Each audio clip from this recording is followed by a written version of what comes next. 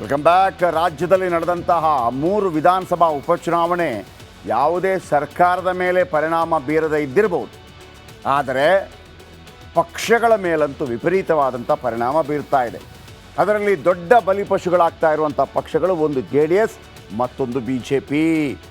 ಇದೀಗ JDS ವಿರುದ್ಧ ಮಾಜಿ ಸಚಿವ ಮತ್ತು JDSನ ಮಾಜಿ ಅಧ್ಯಕ್ಷ, ಮಾಜಿ ಕೇಂದ್ರ ಸಚಿವ CM ಇಬ್ರಾಹಿಂ ಸಮರ ಸಾರಿದ್ದಾರೆ. ಪಕ್ಷವನ್ನೇ ಒಡೆದು ಗೌಡ್ರನ್ನ ಮತ್ತು ಅವರ ಮಕ್ಕಳನ್ನು ಪಕ್ಷದಿಂದ ಹೊರಹಾಕೋ ಪ್ಲ್ಯಾನ್ ಮಾಡಿದಂತೆ ಕಾಣ್ತಾ ಇದೆ, ಹಾಗಂತ ಅವರು ಹೇಳ್ತಾ ಇದ್ದಾರೆ. ಒಂದು ವೇಳೆ ಆ ಪ್ಲ್ಯಾನ್ ಫಲಿಸೋದು ಅಷ್ಟು ಈಸಿನಾ? ಮತ್ತೊಂದು ಕಡೆ GT ದೇವೇಗೌಡರು ಈಗಾಗಲೇ JDSನಿಂದ ಒಂದು ಕಾಲು ಹೊರಗಿಟ್ಟಂತೆ ಕಾಣ್ತಾ ಇದೆ. ಇವತ್ತು ಅವರ ಬರ್ತ್ಡೇ ಇತ್ತು, ಮಾತಲ್ಲಿ ಹೇಳೇ ಬಿಟ್ಟರು, ನನ್ನನ್ನು ಯಾರು ಕೂಡ ಚನ್ನಪಟ್ಟಣ ವಿಧಾನಸಭಾ ಉಪಚುನಾವಣೆ ಸಂದರ್ಭದಲ್ಲಿ ಪ್ರಚಾರಕ್ಕೆ ಕರೆದಿಲ್ಲ. ವೀಕ್ಷಕರೇ ನೆನಪಿಡಿ, ಇದೀಗ JDSನಲ್ಲಿರೋದು 18 ಶಾಸಕರು. ಒಂದು ವೇಳೆ 13 ಶಾಸಕರೇನಾದರೂ ಸಪರೇಟ್ ಆದರೆ JDSನ ತೆನೆ ಹೊತ್ತ ಮಹಿಳೆ ಚಿಹ್ನೆ ಕೂಡ ಮಹಾರಾಷ್ಟ್ರದಲ್ಲಿ ಶಿವಸೇನೆಯ ಚಿಹ್ನೆ ಹೇಗೆ ಏಕನಾಥ್ ಶಿಂದೆ ಪಾಲಾಯಿತು, ಆ ರೀತಿ ಇಲ್ಲೂ ಆಗುವಂಥ ಸಾಧ್ಯತೆ ಇದೆ. ಇವೆಲ್ಲ ನೋಡಿಕೊಂಡು ದೇವೇಗೌಡರು ಸುಮ್ಮನಿರ್ತಾರಾ ಅನ್ನುವಂಥ ಪ್ರಶ್ನೆ ಕೂಡ ಉದ್ಭವ ಆಗ್ತಾ ಇದೆ. ಅಂತೂ ಇಂತೂ JDS ಪಕ್ಷ ಒಡೆಯುವ ವಿಚಾರ ದೊಡ್ಡ ಮಟ್ಟದಲ್ಲಿ ಇವತ್ತು ರಾಜಕೀಯ ಸಂಚಲನ ಮೂಡಿಸಿತು. ಅದರ ಬಗ್ಗೆ ಒಂದು ರಿಪೋರ್ಟ್ ನಿಮ್ಮ ಮುಂದೆ.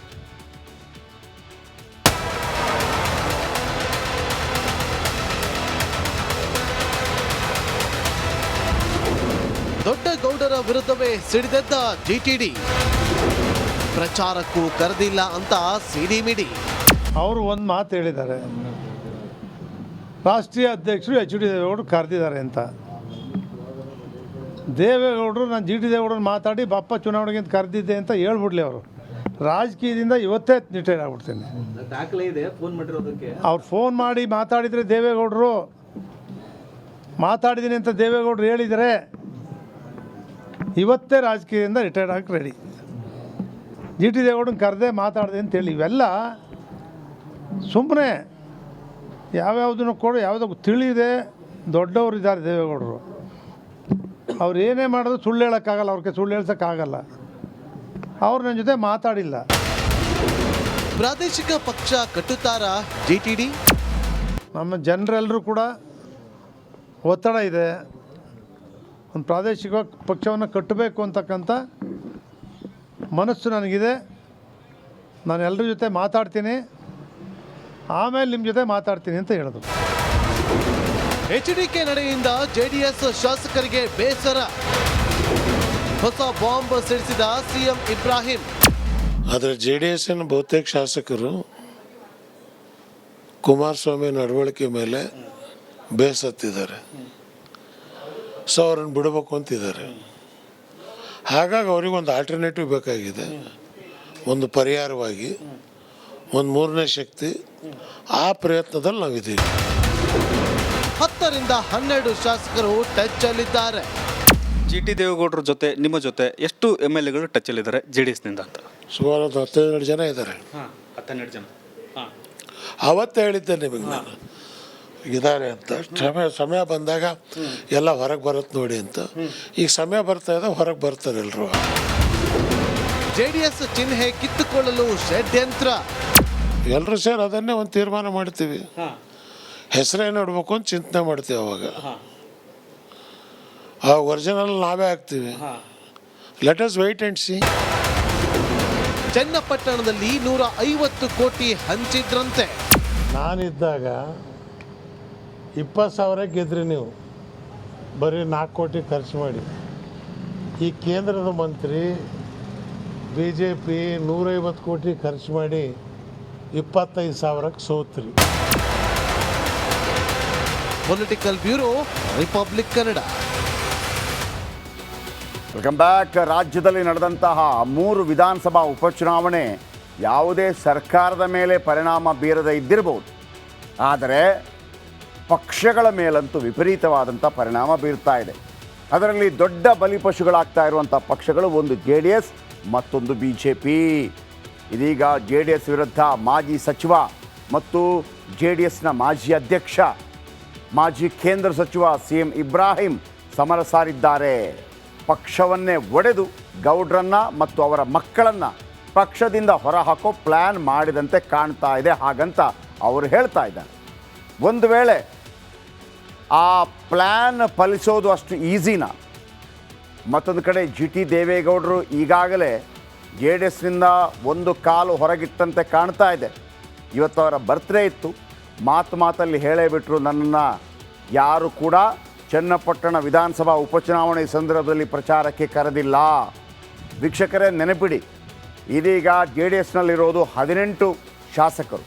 ಒಂದು ವೇಳೆ 13 ಶಾಸಕರೇನಾದರೂ ಸಪರೇಟ್ ಆದರೆ ಜೆ ಡಿ ಎಸ್ನ ತೆನೆ ಹೊತ್ತ ಮಹಿಳೆ ಚಿಹ್ನೆ ಕೂಡ ಮಹಾರಾಷ್ಟ್ರದಲ್ಲಿ ಶಿವಸೇನೆಯ ಚಿಹ್ನೆ ಹೇಗೆ ಏಕನಾಥ್ ಶಿಂದೆ ಪಾಲಾಯಿತು ಆ ರೀತಿ ಇಲ್ಲೂ ಆಗುವಂಥ ಸಾಧ್ಯತೆ ಇದೆ. ಇವೆಲ್ಲ ನೋಡಿಕೊಂಡು ದೇವೇಗೌಡರು ಸುಮ್ಮನಿರ್ತಾರಾ ಅನ್ನುವಂಥ ಪ್ರಶ್ನೆ ಕೂಡ ಉದ್ಭವ ಆಗ್ತಾ ಇದೆ. ಅಂತೂ ಇಂತೂ ಜೆ ಡಿ ಎಸ್ ಪಕ್ಷ ಒಡೆಯುವ ವಿಚಾರ ದೊಡ್ಡ ಮಟ್ಟದಲ್ಲಿ ಇವತ್ತು ರಾಜಕೀಯ ಸಂಚಲನ ಮೂಡಿಸಿತು. ಅದರ ಬಗ್ಗೆ ಒಂದು ರಿಪೋರ್ಟ್ ನಿಮ್ಮ ಮುಂದೆ.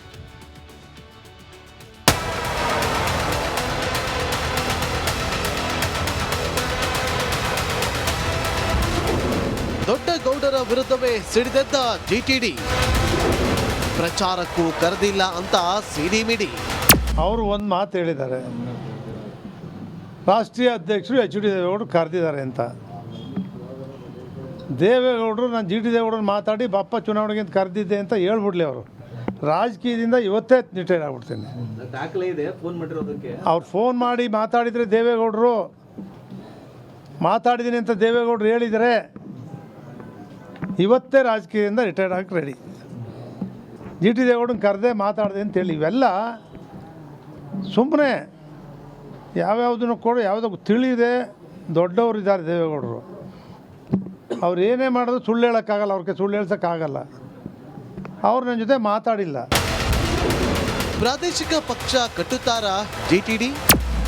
ನಮ್ಮ ಜನರೆಲ್ಲರೂ ಕೂಡ ಒತ್ತಡ ಇದೆ, ಒಂದು ಪ್ರಾದೇಶಿಕ ಪಕ್ಷವನ್ನು ಕಟ್ಟಬೇಕು ಅಂತಕ್ಕಂಥ ಮನಸ್ಸು ನನಗಿದೆ. ನಾನು ಎಲ್ಲರ ಜೊತೆ ಮಾತಾಡ್ತೀನಿ, ಆಮೇಲೆ ನಿಮ್ಮ ಜೊತೆ ಮಾತಾಡ್ತೀನಿ ಅಂತ ಹೇಳಿದ್ರು. HDK ನಡೆಯಿಂದ JDS ಶಾಸಕರಿಗೆ ಬೇಸರ, ಹೊಸ ಬಾಂಬ್ ಸಿಡಿಸಿದ CM ಇಬ್ರಾಹಿಂ. ಆದರೆ JDS ಬಹುತೇಕ ಶಾಸಕರು ಕುಮಾರಸ್ವಾಮಿ ನಡವಳಿಕೆ ಮೇಲೆ ಬೇಸತ್ತಿದ್ದಾರೆ. ಸೊ ಅವ್ರನ್ನ ಬಿಡಬೇಕು ಅಂತಿದ್ದಾರೆ. ಹಾಗಾಗಿ ಅವರಿಗೊಂದು ಆಲ್ಟರ್ನೇಟಿವ್ ಬೇಕಾಗಿದೆ, ಒಂದು ಪರಿಹಾರವಾಗಿ ಒಂದು ಮೂರನೇ ಶಕ್ತಿ. ಆ ಪ್ರಯತ್ನದಲ್ಲಿ ನಾವಿದ್ದೀವಿ. 10 ರಿಂದ 12 ಶಾಸಕರು ಟಚ್ ಅಲ್ಲಿದ್ದಾರೆ.